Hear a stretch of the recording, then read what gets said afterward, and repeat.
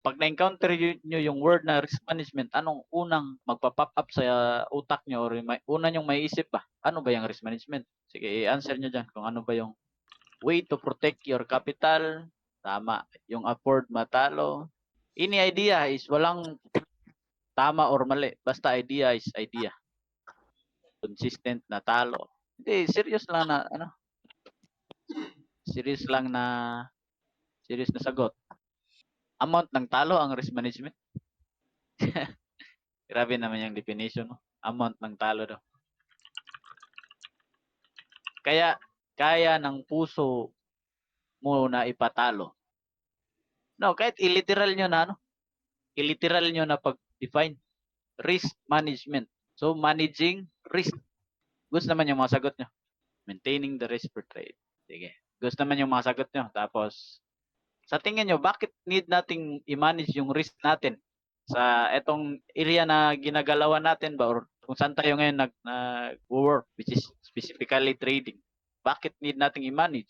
Dapat kung malaman na galing mismo sa galing mismo sa mga idea nyo ba? Para aware ako na. Alam na pala nila talaga or hindi. Mute ko muna si Pusing Sayer. Pinaspeak tapos mute. Yung pera na kaya mo mawala. Controlling the risk, proper margin for long term with correlated to market psychology. To protect capital para tumagal sa market pusing. Para matagal tayo makasurvive. Uy, galing pa talaga kay Kim Jong-un. Tapos isang pindot mo lang, ubos tayo dito. Para makasurvive for long term. Para maiwasan, maiwasan ang malaking loss sa capital to minimize loss at so meaning yan, nasagot niya mismo pero i-expect ko na ano nyo pa rin to na misinterpret or kahit alam nyo na yung definition niya literally or kahit yung broad na definition niya, in-expect ko pa rin dito sa inyo na ano nyo pa rin to, hindi nyo na-follow, di ba? Sino ba dito yung perfectly, nung una niya tong na-encounter, perfect niyang na-follow tong risk management? Di ba lahat? Lahat dito is nadadala pa rin sa emotion, di ba? Or baka may perfect dito. So, ganito yan. Kahit sinong pinakamagaling pagdating sa risk management, natitilt pa rin yan. So, ganito yan. Kung ako yung mag-define, why need natin ng risk management sa area na ginagalawan natin ngayon or kung saan tayo ngayon nagtitrade? We need risk management because we are dealing with risk. So, need daw natin ng risk management kasi nagdi-deal tayo with dealing with the risk specifically sa money. So ngayon, paano masasabi na nagdi-deal ka ng risk? So ang pinaka mo nasagot kasi wala namang kasiguraduhan na yung trade natin or kahit gaano kalupit yung technical analysis, wala namang kasiguraduhan na magpi-play out, di ba? Huwag niyo i-gaslight, huwag niyo lukuhin yung sarili niyo na magaling yan na analyst. Sure ako na magpi-play out yan. Huwag ganyan. Kasi alam niyo na yung totoong definition ng trading. So kung patuloy nyo pa rin ginagaslight yung sarili nyo na mag-play out to, kayo rin yung magsasuffer. So we are dealing with the risk because we don't have certainty in the market. We are riding with probabilities. So we don't have. Generalize ko to kasi tayo lahat. Certainty. We only ride or trade. We only trade or only ride. We only ride.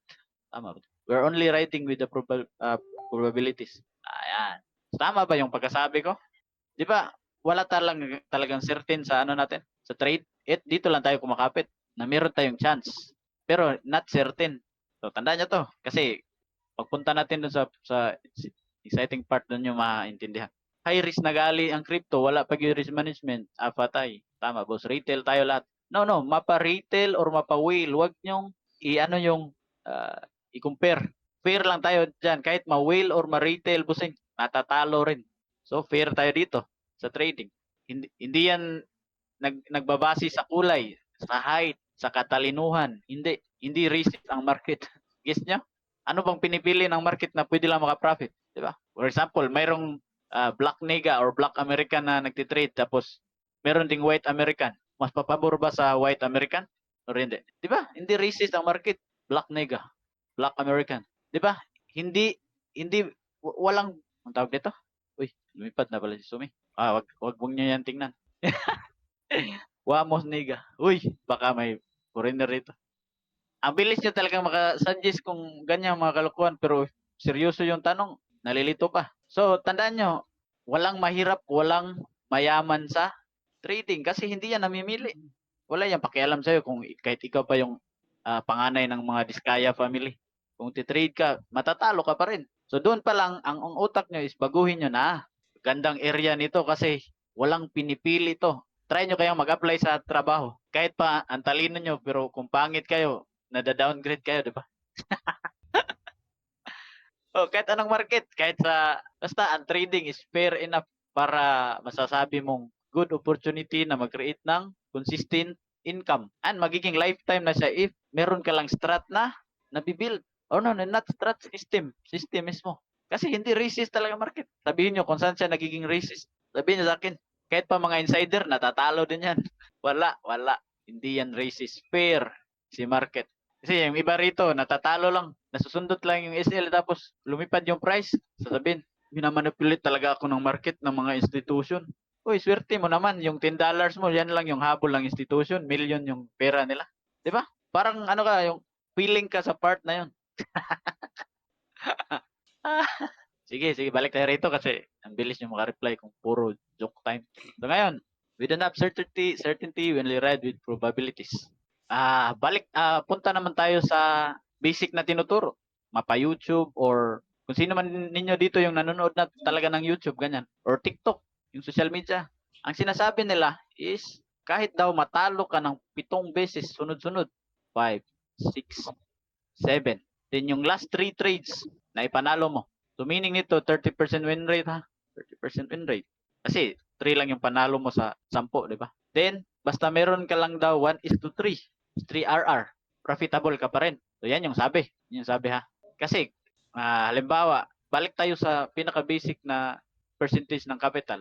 Kung meron ka raw $100, 1 to 5% lang yung pwede mong i-risk kung gusto mo i-control yung ano mo ba, yung pera mo.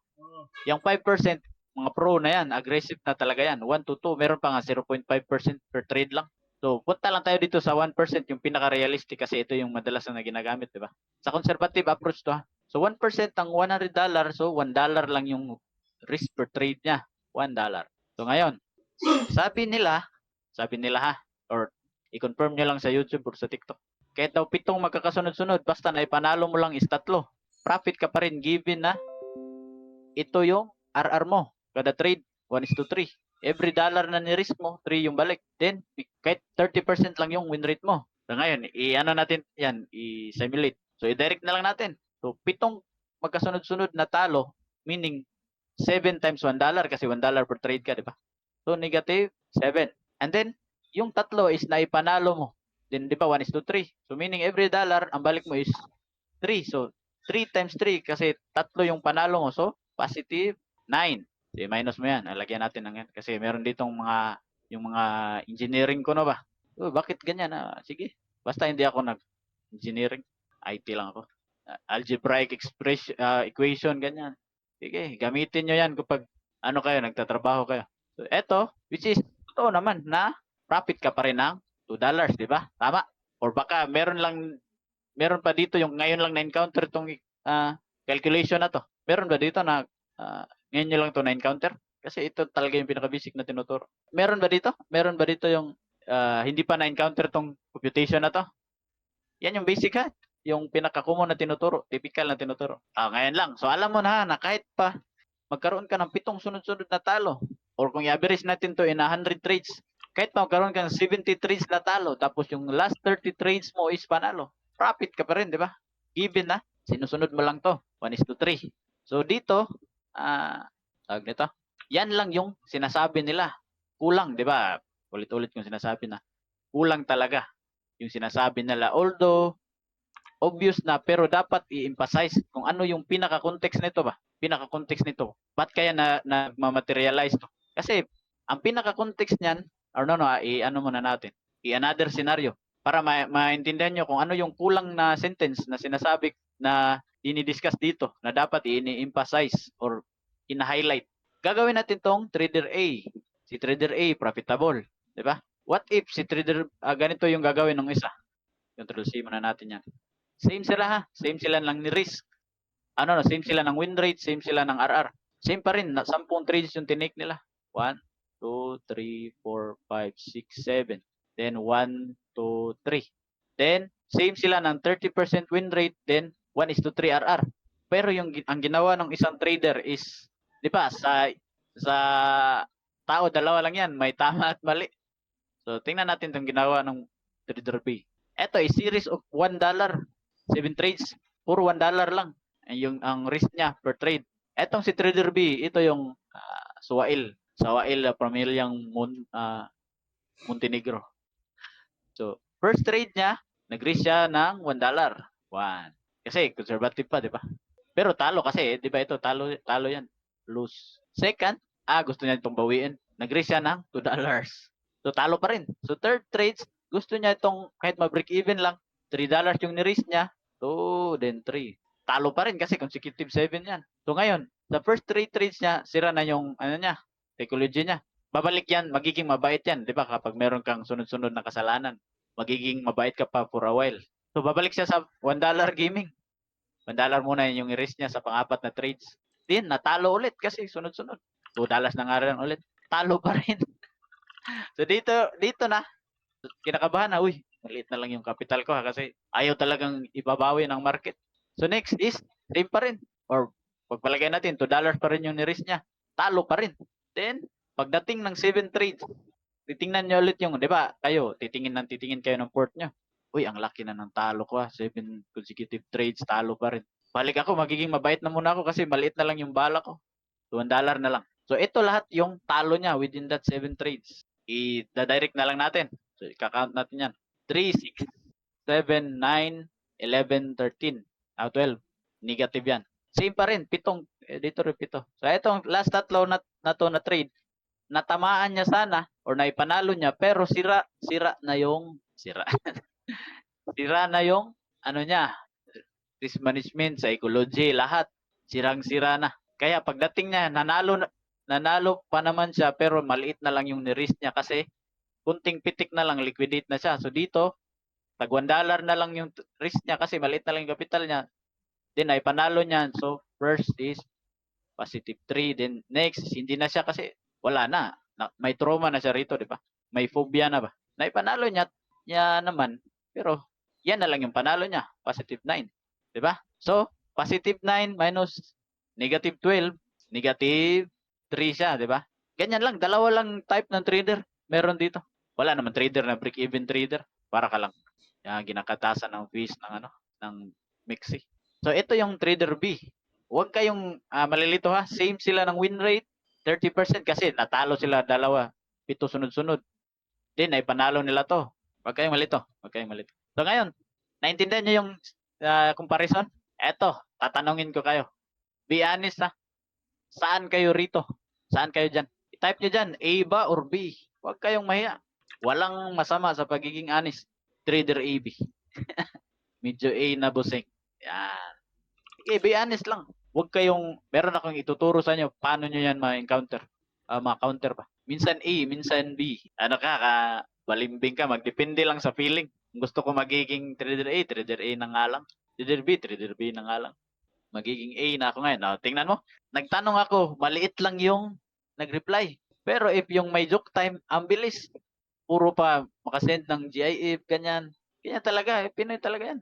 Sino ba yung bago, ang daming joke na inahanda para if mag-joke time, makaka-chat agad. Ngayon Master A, pero kung hindi ko napanood to, B. Kung gusto niyo ma-perfect yung position sizing, lagyan niyo ng gap kasi alam niyo namang sa opening and closing meron yung fees, di ba? Kahit pa i-manual niyo yan, kahit pa i-manual type niyo yan, meron talaga yan sobra. So ngayon, balik tayo dito. Balik tayo rito. So ano yung, since nabigyan ko na kayo ng sample na dalawang different type of trader pero yung isa may sinira na risk na area. So ano yung sinasabi kong may major context itong yung sinasabi nila sa risk management nila na hindi nila dinescribe into a sentence. Binigyan lang nila ng sample pero hindi nila ginawa ng scenario na what if ganito yung gagawin. Same pa rin sila. Di ba? Ngayon, sa tingin nyo, ano yung sentence na yon? Paulit-ulit ko na yan sinasabi. Dapat alam nyo na yan. So, give me the sentence. Yung nag-iisang sentence na paulit-ulit kong sinasabi. Kung ano yung kaibahan or ano yung ginawa nito ng trader A na wala sa trader B. But the end of 10 trades, positive pa rin siya. Dito is negative na. Ano? Type nyo dyan. Tingnan natin yung knowledge nyo. Ano kaya? I-describe in a sentence lang. Ano kaya yung need nating isulat dito para ma-emphasize ba na ba't kaya nagiging profitable si A compared sa B? Same lang din naman sila ng win rate. Same din sila ng RR. Same sila ng number of trades na tinake. Maintaining the risk management. Hindi. Kulang. Kulang yan. Malapit ka na pero kulang. Ito, malapit na to. Ito na lang. So, ito yung sentence na kulang sa tinuturo nila. Pwede, sentence context. Maintain the risk amount per trade. Di ba? Kasi kung hindi mo to gagawin, kahit pa ito yung tinuturo nila, pwede mo pa rin itong gawin, di ba? Kasi wala naman silang sinasabi na i-maintain mo yung risk. Ang sinasabi lang nila na kahit may panalo mo lang yung 3, then may panalo mo yung 7, goods ka na. Paano kung ganito yung ginawa niya? Naipanalo nga yan yung 3, pero yung 7, naitalo niya. Pero paiba-iba yung risk. So, ito. So, maintain the risk amount. Amount. Paulit-ulit yan. Amount per trade. Amount per trade. Diyan tayo nawawala sa risk management. Ang bilis lang i-define sa risk management. Pero kapag itong amount na to is nakompromiso, yung capital nyo rin is magkukompromiso. Tama ba or hindi? Pwedeng pumaldo kayo pero pwedeng luck lang. Pero kung hindi yan calculated, kung $5 lang yung intended or ideal sa capital mo, yun lang yun. 'Di ba? So ngayon, balik tayo sa kahit hindi nyo na to i-compare or alam nyo naman siguro yung kaibahan. Yung isa is nagiging conservative or nag-maintain ng risk per trade. Yung isa is paiba-iba, nagbabase sa emosyon niya, 'di ba? Pero same sila ng win rate. Kaya ako sinasabing hindi basihan ang win rate sa pagiging profitability. Sa pagiging profitable. Kahit pa may win rate ka na 90% win rate, most of the time nananalo ka pero paiba-iba yung amount per trade mo. By the end of the month, negative pa rin yung port mo. Kasi sirang-sira na yung psychology mo dito. Tanong ko ulit ha. Sino dito sa inyo yung tingnan nyo yung history nyo? Di ba, meron yung PNL Monday to Saturday. Lamang yung panalo nyo pero pag tingin nyo sa port nyo negative. Bakit kaya ganyan? Ano kayang scenario behind? Ba't kaya ganyan? Halimbawa, meron kayong 7 trades tapos naipanalo nyo 5. Din dalawa lang yung talo pero end of the week wala kayong na-withdraw kasi negative. Pansin niyo yan? Yung simpleng detalye ba? Simpleng detalye lang yan pero hindi niyo yan pinapansin kasi akala nyo magiging profitable ako kakahabol ng mga position na binibigay ng mga analyst na dyan. Hindi pala, nasa sa inyo na pala yung problema. No. Yung, di ba, number of days ba? For example, Monday to Friday, bilangin mo kung ilan yung panalo mo. So, kung Monday, Tuesday, Wednesday, panalo ka, until Friday, panalo ka din, talo ka sa Saturday and Sunday, then tinotal mo, negative ka pa rin. Asan kaya yung competition dyan? So, di ba? Yan yung pinakasikreto talaga kaya ko sinasabing. Kahit sino man trader dyan na magsasabing, oy, ito yung holy grail itong strat na to yung holy grail, itong age na to yung holy grail, or the missing piece. Ang holy grail is nasa risk management. Hindi nyo lang siya napapansin kasi focus kayo sa technicalities. Nasa risk management yung yung tawag dito, holy grail. 10% nga lang yung technical analysis. So ngayon, sino dito nagtatrabaho sa corporate? Since meron dito nagtatrabaho sa corporate ha, ako galing din ako sa corporate. Nagpo-full time na nga lang ako ngayon. Na-describe na natin to. So meaning, etong important word na to, if hindi to nasusunod, alam na natin yung effect. Ano kaya yung magiging effect? Ito, di ba? Tama? Ito. So, i-ano natin to? I-specify. Alam na natin to, yung intro, specify na natin to. Kasi ito yung missing piece na tinuturo nila sa risk management. I-ano natin? I-cause and effect. Effect. Then, dito is the cause. So, di ba, every cause has an effect. Every effect has a cause. Tagsingkong takos. Tama. Sa lahat ng ginagawa nyo, meron yung epekto. Magandang epekto or hindi. Tama ba or hindi? So, kapag itong maintaining the risk amount per trade hindi nasunod, ano yung magiging effect? Magiging ganto. Kahit pa lamang yung panalo mo, magiging negative pa rin yung port mo. Di ba? So ngayon, since alam naman natin yung effect, which is ito, hindi pwedeng effect lang yung dapat nating alamin. Dapat alamin natin yung root cause or yung cause mismo bakit nagiging effect yan. So sa tingin nyo, balik tayo dito sa 10 senaryo. 1, 2, 3, 4, 5, 6, 7, 8, 9, 10. 10 trades. Alam natin yung effect kapag hindi natin 'to sinunod, which is ito, ngayon tatanungin ko kayo, ano kaya yung root cause? Bakit need natin 'to? Alam natin yung effect, pero yung root cause is hindi pa. Sige. Ano kaya yung root cause? Bakit need nating sundin or bakit need nating i-maintain yung risk per trade? Root cause ha, root cause. Dito, parang inano natin, bini-breakdown natin ba? Kung saan kayang area tayo nahihirapan. Kasi ang trading, madali lang talaga yan. Dalawa lang yung choices, aangat, bababa. Bakit tayo nahihirapan? Baka nandito yung sagot sa inyo. Hindi nyo lang pansin. Baka nandito lang yung sagot sa mga problema nyo. Ang root cause is emotional psychology, revenge trade, to maintain the gains, FOMO, uncertainty ng market, boss. Malapit ka na, bossing. Malapit na. Tingnan natin, baka may iba pang idea. Anong root cause? Ba't need natin i-maintain yung risk per trade? Isip-isip. Mas madali kayong matututo kapag nag-engage kayo ba or sinasali kayo sa discussion. Tandaan yan, kasi kung hindi kayo sinasali, natutulog lang kayo, habang lang kayo kapag makarinig kayo ng word na market na. Gigising na kayo, tapos entry na trades. Hindi pala nakapokus sa dinidiscuss. Psychology to protect the capital, to stay in the market. Sumasakay lang tayo sa probability ng market. Eto, magaling to si Astral Capital protection, di ma-predict yung market pushing kaya dapat. Eto, dalawa na. Si Astral tsaka si Lai. So ngayon, is meron ng nakatama. Hindi man siya totally tama. Meron ng idea ba? So ang effect is lalagyan natin yan ng arrow dito. Sa baba, yung kanina na scenario. Kasi ang real root cause nito, bossing, ba't need natin i-maintain yung risk per trade natin? Kasi sa series of 10 trades na yan, series of 10 trades na to, meron ba kayong kakilala na trader na alam nila kung saang sequence sila mananalo? Alam nila na, uy, mananalo ako sa pangatlo. Dito ko ilalagay yung trades ko. Mananalo ako sa pangatlo, so hindi na ako magte-trade sa first, second, sa panglima, pang-anim. Meron ba kayong kakilala na alam nila saang sequence of trades sila mananalo? Ha? Meron ba? Halimbawa, gusto mo mag-take ng 5 trades ngayong araw. Alam nyo ba kung na mananalo kayo sa pangatlong trades or sa pang-apat? All in na yun, di ba? Kasi kung alam mong mananalo ka sa third trade, ang win rate mo is 100% na, di ba? Tama ba? Kasi alam mo na mananalo ka dito. So, saan na yung talo mo? Wala na. Zero na yung loss mo, di ba? So, ang real cost pala, bakit need nating i-maintain tong risk per trade natin? Kasi, nobody knows which series or sequence our trade, the trade will play out. Yan. Yan is ito yung the real root cause. Kasi sabihin nyo lang, kung meron tao dito na alam niya na sa pang-apat mananalo ako, sa pang-5 mananalo ako, kasi for sure 100% win rate yan. Din ang definition ng 100% win rate is walang ganun. Yun yung definition niya. So nagets nyo to? Walang ni sino man dito na nakakaalam na sa pang-5 mananalo ako. Sa unang trade mananalo ako. Kaya need natin to.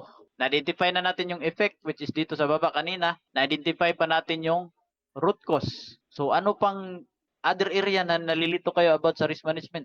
Sige nga, dalawang simple sentence na yan. Yan yung importante. Kahit AI, kahit bot. Hindi naman sa consistent 1% lang. If na-flip nyo na yung account nyo, pwede na kayong mag times 2 sa nakasanayan nyo na risk kasi if nag times 2 yan din, nag times 2 din yung capital nyo, same pa rin yan ng percentage kung i-ano nyo, ang tawag nito, i-compute nyo ba? Halimbawa, sinasabi ko na tsaka na kayo mag times 2 ng risk nyo. Halimbawa, $100.